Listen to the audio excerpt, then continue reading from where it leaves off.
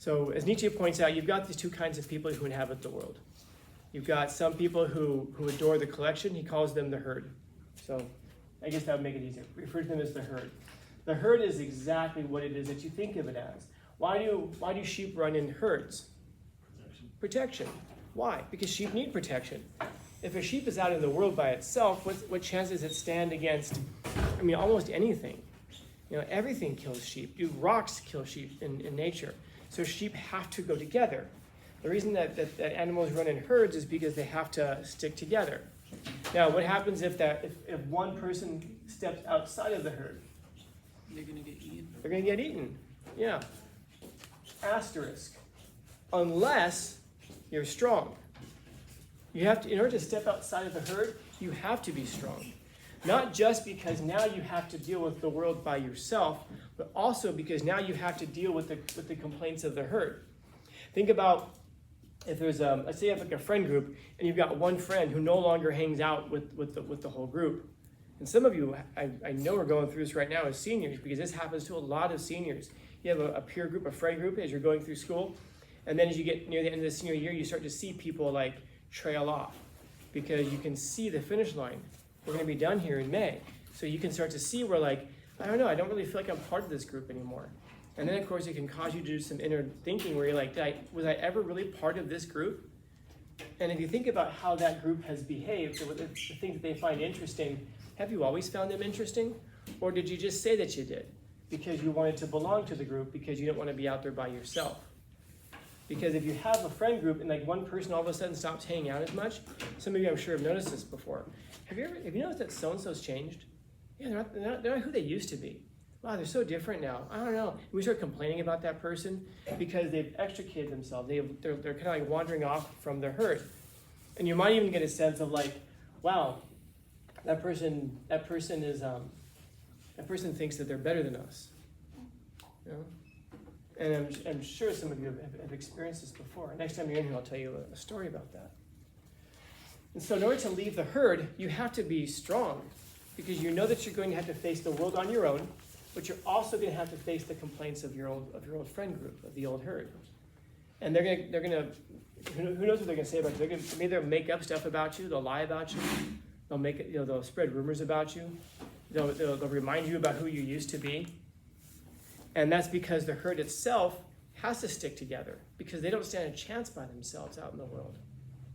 And this is one of the reasons that people form these kinds of groups, because groups are typically formed by weak people, and you have to be weak to be part of a group. I'm talking about any group. Let's say, for example, you're involved in politics and you're a Democrat, but you're against abortion. You have to give up that anti-abortion stance to be part of the Democratic Party, because their official platform is pro-abortion. So you have to give up that part of yourself. Well, I still have that view. Okay, yeah, but by being part of that group, you're giving a voice to people who are pro-abortion. So you have to give up that part of your individuality. Let's say that you're a Democrat, but you really do favor lower taxes. You're going to have to give up that part of yourself. And if you're a Republican, in the same way, if you're pro-abortion, you're going to have to give up that part of yourself if you're going to be part of that political party. And those are just political parties. Now think about, in our friend groups, are there opinions and views that we can't express? We don't feel comfortable doing it. Because if we do, what might my friends think about me? What might my family think about me? What might my classes think about me? Because to speak the truth, at least the truth as you can best describe it, is really, really hard. It's really hard.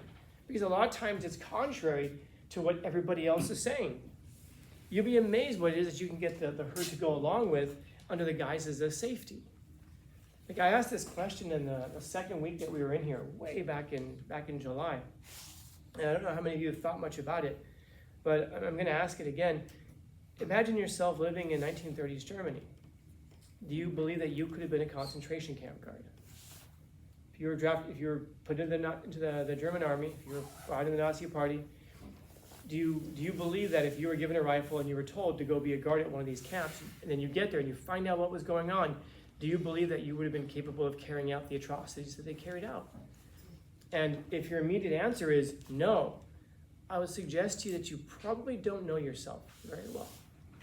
Because the truth is Hundreds of thousands of people did. And there's no reason to think that we're any different. Now, maybe you are that one person who would have said, not me, I would have resisted. Okay, but ask us, do you really understand? That isn't just like, I'm not doing it, and then the whole country goes, wonderful, what a strong individual. No, you're gonna go under social pressure, you're gonna go under political pressure, you very well might be thrown to a concentration camp yourself, your family might be thrown in. If you aren't ready to face all of those pressures, you're not ready to leave the group. You have to belong to the herd. In order to say, I'm stepping out of that, well then we're gonna throw you in a concentration camp. Good luck. Are you really ready to stand up against the whole army? Are you ready to stand up against the whole country? You're probably not strong enough, and that's not an insult, that's a description. Who is strong enough to stand up against the whole country? Yeah, who's strong enough?